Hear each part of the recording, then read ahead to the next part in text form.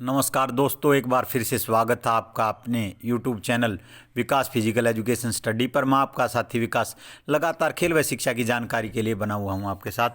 तो दोस्तों, अब आपकी परीक्षा हुई है स्टेट की।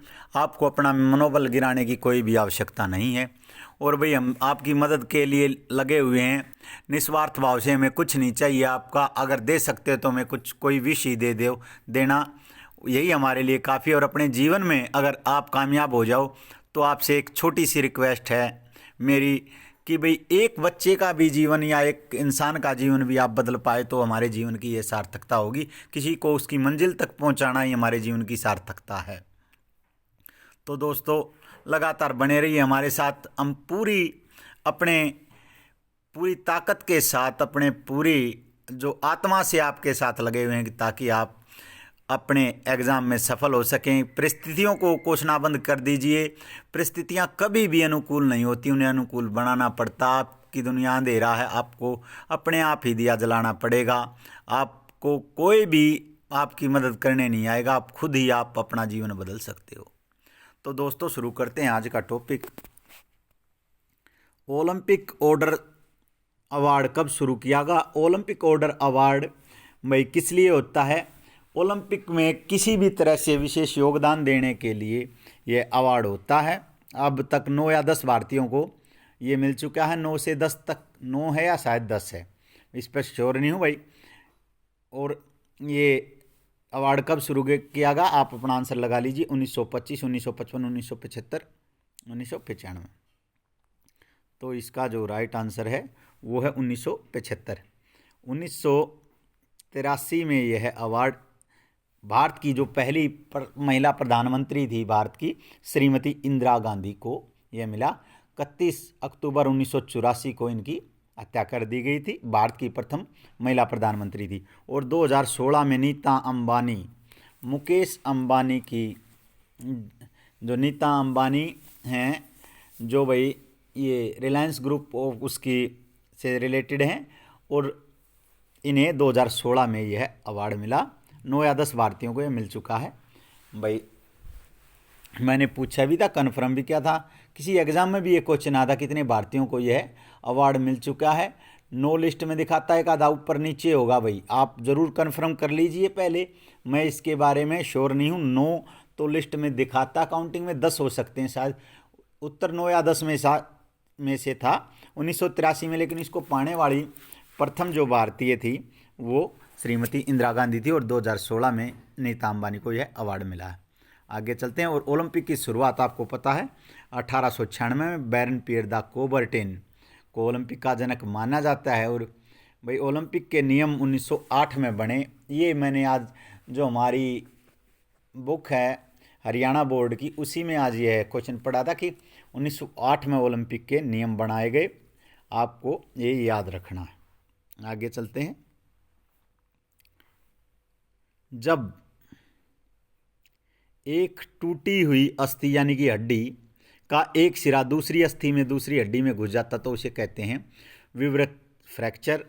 ये होता है भाई खुला फ्रैक्चर, कंपाउंड फ्रैक्चर होता है खुला, कि हड्डी का टूट कर त्वचा से बाहर आ जाना। जटिल अस्थि भंग, हड्डी का टूट कर कोमल अंगों में या ऊतकों में घुस जाना। इम्पैक्टेड फ्रैक्चर, ये इसका राइट आंसर होगा। हड्डी का टूट कर एक सिरे से दूसरे सिरे में घुस जाना, ये पचड़ी फ्रैक्चर या कई भागों में टूट जाना, ये पचड़ी फ्रैक्चर कहलाता है। आपको ये याद रहा, कम्युनिटेड फ्रैक्चर हड्डी का 2 भागों में टूट जाना। और हड्डियों का अध्ययन ऑस्टियोलॉजी कहलाता है। और एक नवजात शिशु में 300 हड्डियाँ होती हैं और एक वयस्क मनुष्य में 206 हड्डियाँ होती हैं। आपको ये याद रखना है। और भाई 14 हड्डियाँ हमारे फेस में होती हैं, 8 हड्डियाँ कान में, 3 हड्डियाँ दोनों ना 8 हड्डियाँ खोपड़ी में और 3 हड्डियाँ कान में, और एक जो होती है हड्डी वो हमारी गर्दन की। और भाई 24 पसलियाँ होती हैं, इनके बीच में स्टर्मन हड्डी होती है। पटेला हड्डी घुटने के ऊपर होती है। और सबसे बड़ी हड्डी फीमर है जांघ की, और सबसे छोटी हड्डी कान की हड्डी है स्टेप्स। आपको ये भी याद रखना है। आगे चलते हैं दोस्तों। अगला क्वेश्चन है चोटों में पुनर्वास से। भाई चोटों में पुनर्वास के लिए सबसे जरूरी क्या है? सुधारात्मक व्यायाम है और उसके बाद चिकित्सा। इंफ्रारेड एक प्रकार की ये रेंज छोड़ता है। इंफ्रारेड रेज का प्रयोग किया जाता है दर्द को कम करने हेतु, लिगामेंट को जोड़ने हेतु, बहते हुए रक्त को रोकने हेतु, सिकाई हेतु। तो इसका जो राइट आंसर है वो क्या है? सिकाई हेतु इसका प्रयोग किया जाता है इंफ्रारेड रेंज का। आपको ये याद रखना है।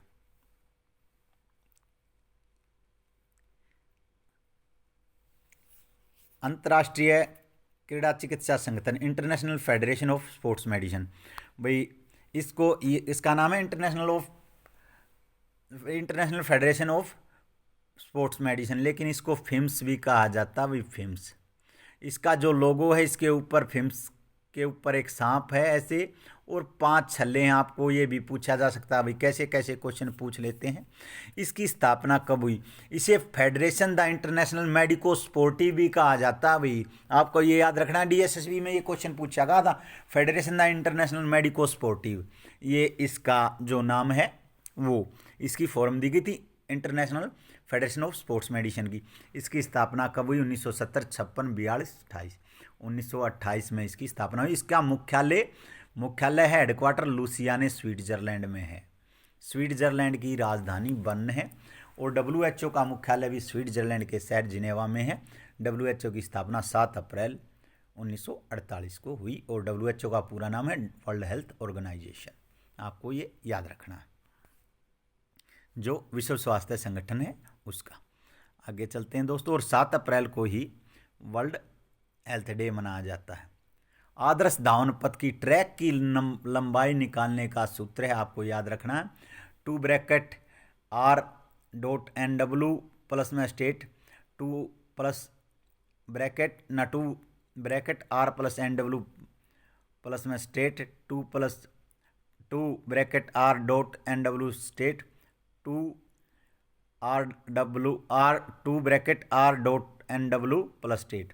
तो इसका जो राइट आंसर है ये इसका सूत्र है। जो हम स्टेट निकालते हैं धावन पथ की, जो स्टेट होती हैं, एक तो क्रू होती हैं भाई, 2 स्टेट होंगी और 2 क्रू होंगी, आपको ये याद रखना है। आगे भाई हमारी एक स्टूडेंट्स हैं उत्तराखंड से, उन्होंने कहा था कि सर उनका कोई इंटरव्यू है, उसके लिए ट्रैक बनाना बताइए। तो भाई हम टाइम लगते ही हमारा अपना उसको भी समझाएंगे बोर्ड पे कि ट्रैक कैसे बनाया जाता है, आपको ये बता देंगे। भाई थोड़ा सा समय की हमें थोड़ी सी दिक्कत है, तो आगे इसको भी बता देंगे। आगे चलते हैं दोस्तों। अगला क्वेश्चन है, डेविड डिक्सन अवार्ड कब शुरू हुआ? डेविड डिक्सन अवार्ड किस लिए दिया जाता है भाई? कॉमनवेल्थ के गेम्स में फेयर प्ले और अच्छे प्रदर्शन के लिए दिया जाता है डेविड डिक्सन अवार्ड। यह कब से शुरू हुआ भाई? 2002 से इसकी शुरुआत हुई, ये इसका राइट आंसर है। 2002 के कॉमनवेल्थ गेम कहाँ हुए थे भाई? मैनचेस्टर में हुए थे और भारतीय महिला हॉकी टीम ने गोल्ड मेडल जीता था। और गोल्डन गर्ल किसे कहा जाता? हॉकी की गोल्डन गर्ल ममता खरब ने इसमें गोल्डन टाइम में गोल किया था और वो सुर्खियों में रही थी। और मैनचेस्टर कहाँ पर है भाई?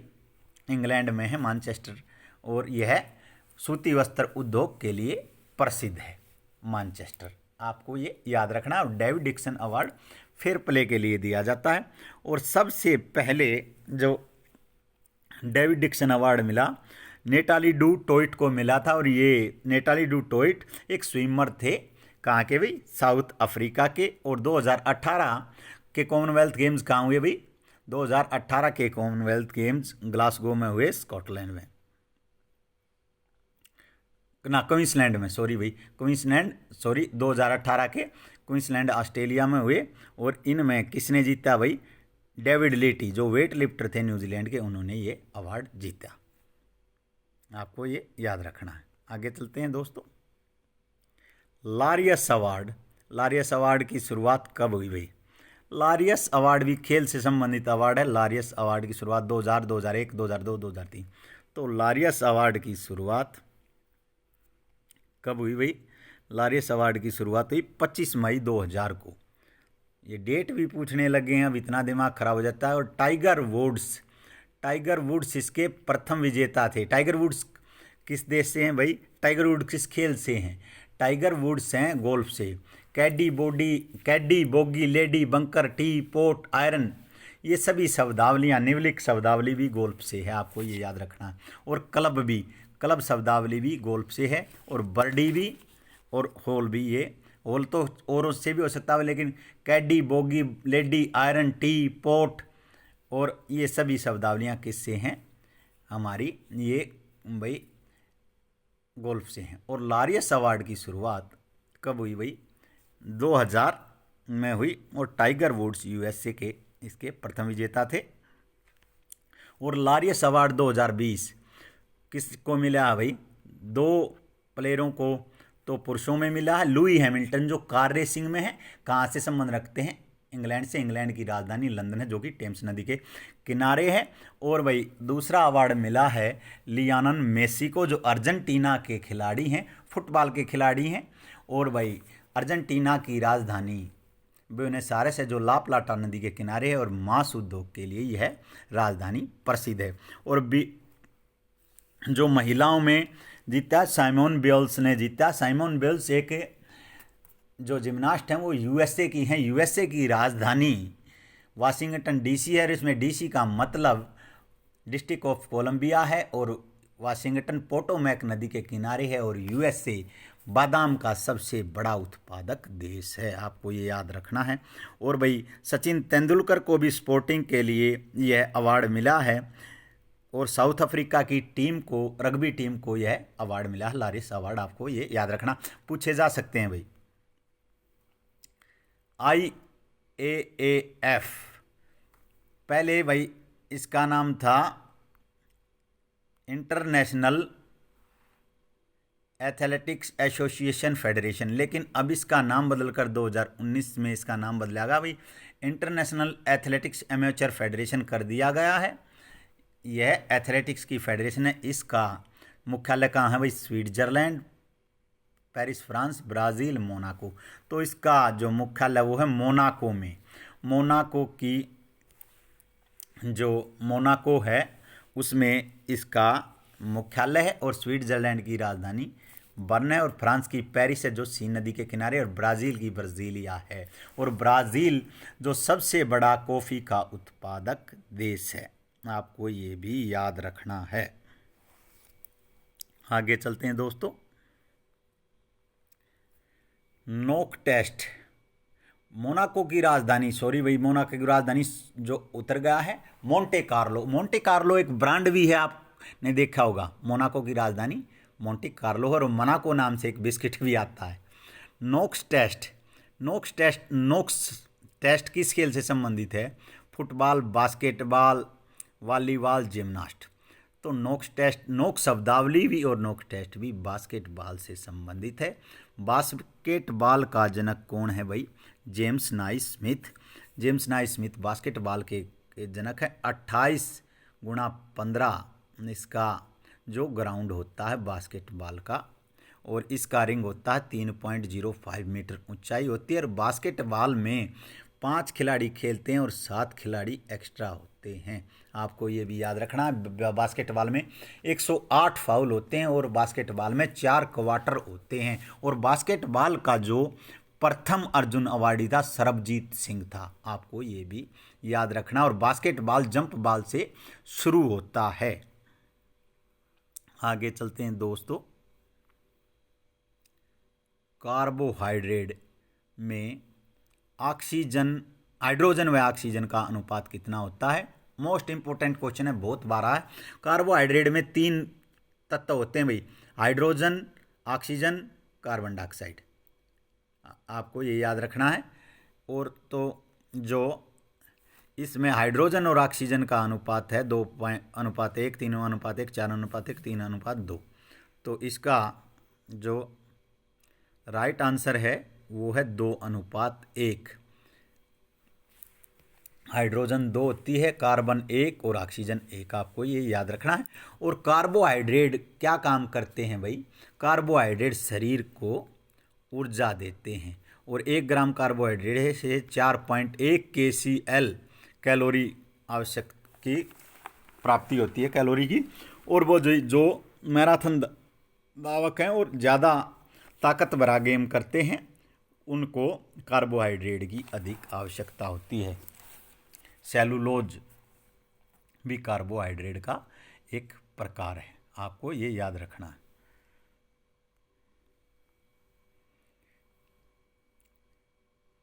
अगला है भाई, सूचना एक अंग से दूसरे अंग में किसके माध्यम से जाती है? अंतर्ग्रथन यानी कि स्नाइप्स, मोटर और प्लेट्स, सोमाकाया, दृश्यमोडेंट्रीज। तो भाई जो सूचना है एक अंग के से दूसरे अंग में वो जाती है किससे भाई? जाती है साइनैप्स से।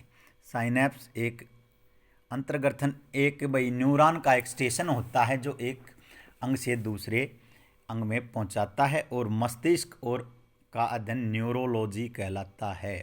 तंत्रिका तंत्र के अंतर्गत ये आते हैं। और मस्तिष्क में 80 से 100 अरब तक तंत्रिकाएं होती हैं। देख लो कितने परमात्मा की कैसी रचना है, कितने छोटे छोटे तार हैं, 100 अरब तक। और न्यूरोलॉजी ही मस्तिष्क का अध्ययन कहलाता है। और भाई सूचनाएं जो मस्तिष्क का सिरा है जो रीढ़ से जुड़ा होता है, मेडुला ओब्लोंगेटा उससे जुड़ा होता है, और पहले सूचनाएं जाती हैं कहाँ पर भाई? रीढ़ में जाती हैं और फिर मस्तिष्क में। और न्यूरॉन एक अंग से दूसरे अंग तक साइनैप्स के माध्यम से ये जाती है, और आपको ये याद रखना है। और 3 प्रकार की तंत्रिकाएं होती हैं, संवेदी, गामक और मिश्रित, आपको ये भी याद रखना है। आगे चलते हैं दोस्तों। निम्नलिखित में से कौन सा एंजाइम एक प्रकार के प्रोटीन होते हैं भाई, लार ग्रंथि द्वारा स्रावित होता है? Trypsin, amylase, pepsin, insulin. तो इसमें से कौन सा होता है भाई? इसका राइट आंसर है अमाइलेज। टाइलिन और अमाइलेज दोनों, पी होता है भाई, पी साइलेंट होता है। ये स्पेलिंग भी पूछी जा सकती है, टाइलिन पढ़ोगे आप इसे, पी साइलेंट होता है। और टाइलिन की स्पेलिंग ये पी से शुरू होती है, पी साइलेंट है, ये स्पेलिंग में भी आता है। और अमाइलेज ये दोनों लार में होते हैं। और दोनों और 3-3 लार ग्रंथियाँ, टोटल 6 लार ग्रंथियाँ हैं। सबसे बड़ी कौन सी है भाई? पैरोटिड, सबलिंगुअल्स और सबमैंडिबुलर, ये 3 प्रकार की जो लार ग्रंथियाँ हैं। और पैरोटिड सबसे बड़ी लार ग्रंथि है, आपको ये भी याद रखना। और भोजन को पचाने में लार उसको लुगदी बनाने में हमारी सहायता करती है। इंसुलिन अग्नाशय से स्रावित होता है, जो हरे रंग का एक प्रोटीन होता है जो रक्त शर्करा को कंट्रोल करता है, आपको ये याद रखना है। और भाई ट्रिप्सिन भी ये पैनक्रियाटिक डक्ट में बनता है, आपको ये भी याद रखना है। जॉनसन टेस्ट किस खेल से संबंधित है? Basketball, football, volleyball, A B दोनों। तो भाई आप अपना आंसर बता दीजिए। जॉनसन सॉकर टेस्ट भी है और जॉनसन बास्केटबॉल टेस्ट भी है, ये इन दोनों से संबंधित है। जॉनसन सॉकर टेस्ट भी और जॉनसन बास्केटबॉल भी टेस्ट है। और जॉनसन एक महान खिलाड़ी भी रहे हैं बास्केटबॉल के, आपको ये भी याद रखना है। बास्केटबॉल का प्रथम अर्जुन अवार्डी सरबजीत सिंह, और फुटबॉल का PK बैनर्जी। और फुटबॉल विश्व का सबसे लोकप्रिय खेल है। इसका कि अंतर्राष्ट्रीय फीफा की स्थापना फुटबॉल की अंतर्राष्ट्रीय फेडरेशन की 1904 में हुई। इसका मुख्यालय ज्यूरिख में है। और भाई PK बैनर्जी इसके प्रथम अर्जुन अवार्डी थे। और भाई बाईचुंग भूटिया, P विजयन और सुनील छेत्री का संबंध भी फुटबॉल से है। और भाई फुटबॉल का जो सेंचुरी ऑफ फुटबॉलर का अवार्ड मिला है वो संयुक्त रूप से 2 खिलाड़ियों को मिला है। पेले फुटबॉल के खिलाड़ी ब्राज़ील से संबंधित थे, और ये वही मैराडोना अर्जेंटीना से। और मैराडोना का हाल में ही हृदय गति रुकने से, डिएगो आर्मेंडो मैराडोना उनका पूरा नाम है, हृदय गति रुकने से उनका निधन हो गया 1986 में। इनकी कप्तानी में ही अर्जेंटीना ने जो विश्व कप जीता था। और हैंड ऑफ द गॉड इन्होंने जो हैंड ऑफ द गॉड से जो गोल किया था वो इंग्लैंड के खिलाफ किया था। और 1966 में इंग्लैंड ने फुटबॉल का विश्व कप जीता था, आपको ये भी याद रखना है। और वही 2 बार अर्जेंटीना ने फुटबॉल का विश्व कप जीता है। आगे चलते हैं दोस्तों। ये भी क्वेश्चन आपकी जो हमारी हरियाणा बोर्ड की जो बुक है उसी से मैंने लिया है। अत्यधिक सर्दी में अभ्यास करने से हो सकता है cold heat attack, heat stroke, frostbite, heart attack. तो इनमें से क्या है भाई उत्तर इसका? Frostbite. और हीट स्ट्रोक अत्यधिक गर्मी में अभ्यास करने से क्या हो सकता है भाई? हीट स्ट्रोक हो सकता है। और फ्रॉस्ट बाइट भाई अत्यधिक सर्दी में अभ्यास करने से होता है, आपको ये भी याद रखना है। आगे चलते हैं दोस्तों। अगला है भाई चोप शब्दावली किस खेल से संबंधित है?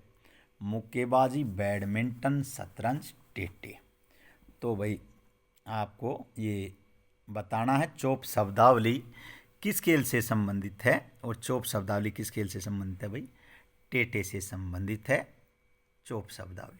1926 में टेटे की अंतर्राष्ट्रीय फेडरेशन की स्थापना हुई और 1988 में इसे ओलंपिक में शामिल किया गया। और 1960 में ऐसा उल्टा सीधा क्वेश्चन दिया गया भाई, 1960 में इसे पैरा ओलंपिक में शामिल किया गया था टेटे को। टेटे में बाल को व्यस्त होने को रैली कहा जाता है भाई। ये भी क्वेश्चन बहुत बार आया है। टेटे के जो प्रथम अर्जुन अवार्डी नंदू नाटेकर या जेसी वोरा हमारी शायद, या नंदू नाटेकर, इनमें से ही एक हैं। सॉरी मैं कन्फर्म नहीं हूँ, थोड़ा सा भाई आपको आप ही बता दीजिए कमेंट में, जेसी वोरा हैं या नंदू नाटेकर। एक आध बार भाई दिमाग से एक आध बात स्लिप हो जाती है। आगे चलते हैं। मैराथन की दूरी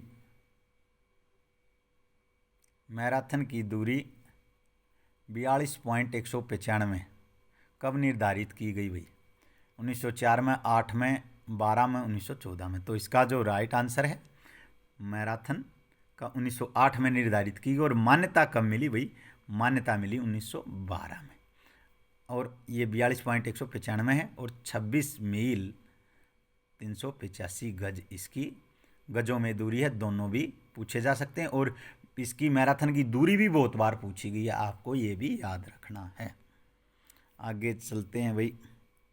प्रतियोगिता काल में कंपटीशन टाइम में पीरियड में प्रशिक्षण ट्रेनिंग कैसी होनी चाहिए? इंटेंसिटी घनत्व इंक्रीज होना चाहिए, वॉल्यूम डिक्रीज होनी चाहिए। यानी कि भाई इंटेंसिटी तो बढ़ा दी जाए और जो उसका जो लंबा पीरियड है वॉल्यूम वो कम कर दिया जाए और घनत्व बढ़ा दिया जाए, या वॉल्यूम इंक्रीज की जाए, ए बी दोनों।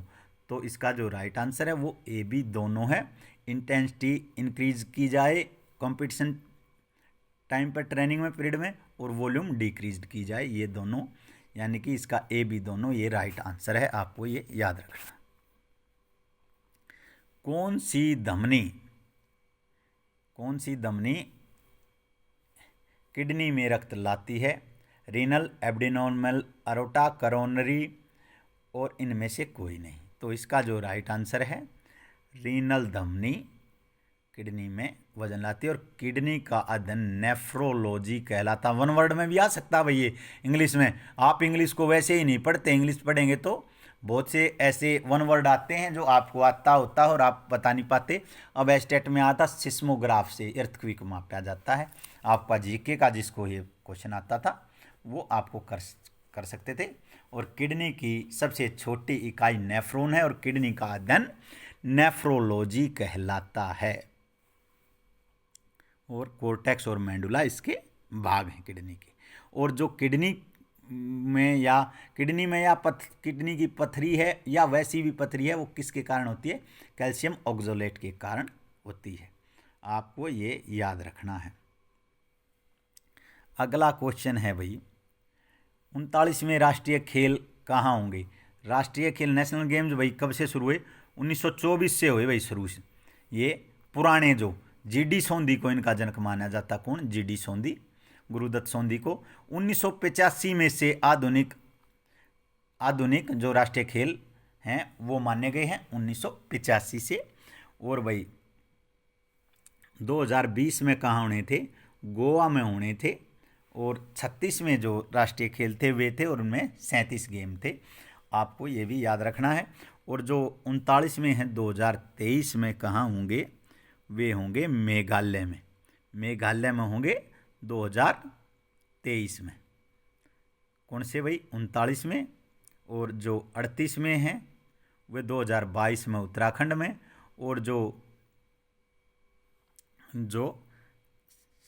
37 में हैं वो छत्तीसगढ़ में होंगे, यानी कि 37 में होंगे छत्तीसगढ़ में, यानी कि छत्तीसगढ़ से एक बढ़ा लीजिए। ये जो काउंटिंग है वो आपको ये याद रखना। उत्तराखंड में कौन से होंगे? 38 में होंगे। और जो 39 में होंगे वे मेघालय में होंगे 2023 में। और छत्तीसगढ़ में 37 में होंगे, आपको ये याद रखना है। मेघालय की राजधानी शिलोंग है और उत्तराखंड की देहरादून है। और छत्तीसगढ़ की राजधानी रायपुर है, आपको ये याद रखना है। चॉपमैन बॉल कंट्रोल टेस्ट किस खेल से संबंधित है? वॉलीबॉल, हॉकी, तैराकी, बास्केटबॉल। तो चॉपमैन बॉल कंट्रोल टेस्ट किससे है भाई? हॉकी से है। FHI 1924 में अंतर्राष्ट्रीय हॉकी फेडरेशन का गठन हुआ। और IHF 1925 में भारतीय हॉकी फेडरेशन का गठन हुआ। और जो 2009 से हॉकी इंडिया के नाम से जानी जाती है। और भारत ने एक बार हॉकी विश्व कप जीता 1975 में। और हॉकी विश्व पुरुष विश्व कप की शुरुआत 1971 से बार्सिलोना में। और फ्रांस मेडिलू से जो महिला हॉकी विश्व कप की शुरुआत थी वो हुई। और वुमेन्स हॉकी की जो फेडरेशन है उसकी स्थापना हुई थी 1926 में। और भाई अब 2009 से इसका नाम बदलकर क्या रख दिया गया है? Hockey India. और जो हॉकी के प्रथम अर्जुन अवार्डी थे वो पृथ्वीपाल सिंह थे। और मेजर ध्यानचंद का संबंध हॉकी से है, जो 3 ओलंपिक में भारतीय टीम का हिस्सा रहे। और भाई धनराज पिल्ले भी को भी best player of the world चुना गया था 2 बार, वो भी हॉकी के बहुत ही अच्छे खिलाड़ी रहे हैं। बताया जाता है ग्राउंड मैन के बेटे होकर जो धनराज पिल्ले ने जो खेल दिखाया है, लेकिन अपने देश का दुर्भाग्य कहूँगा उनके साथ अंत में तो इतनी नाइंसाफ़ी की गई है, बहुत अधिक नाइंसाफ़ी उनके साथ की गई है कि भाई उनको अच्छा रहते रहते भी टीम में से निकाल दिया गया था। और नरेंद्र ध्रुव बत्रा जो इसके अब तो शायद चेंज हो गए हो तो पता नहीं, पहले नरेंद्र ध्रुव बत्रा इसके अध्यक्ष थे हॉकी इंडिया के। और लूसिया ने स्विट्जरलैंड में फेडरेशन द इंटरनेशनल हॉकी का मुख्यालय है, आपको ये याद रखना है। और भाई हॉकी में जो पेनल्टी स्ट्रोक है वो हॉकी से संबंधित है, आपको याद रखना है। और इसमें हम क्या नहीं ले सकते, इसमें हम हिट नहीं मार सकते। और एक खिलाड़ी को बॉल तक जाने को रोकना एब्स्ट्रैक्शन कहा जाता है। और गेंद को शरीर से रोकना कैरिड कहलाता है। पैर पे आपके बॉल लगी तो वो क्या कहलाएगा? कैरिड कहलाएगा। और हॉकी से बॉल को कंट्रोल करते हैं, जो घुमाते हैं, उसे ड्रिबलिंग कहा जाता है, आपको ये भी याद रखना। तो दोस्तों हमारा यह आज का जो सीरीज़ थी ये यहीं समाप्त होती है। लगातार बने रहिए हमारे साथ। और भाई आप अपने जीवन को बदलने की का पूरा जो दृढ़ निश्चय धारणा बना लीजिए कि आप अपने जीवन को बदलेंगे। और हम आत्मा से आपके साथ लगे हुए हैं। जय हिंद, जय भारत।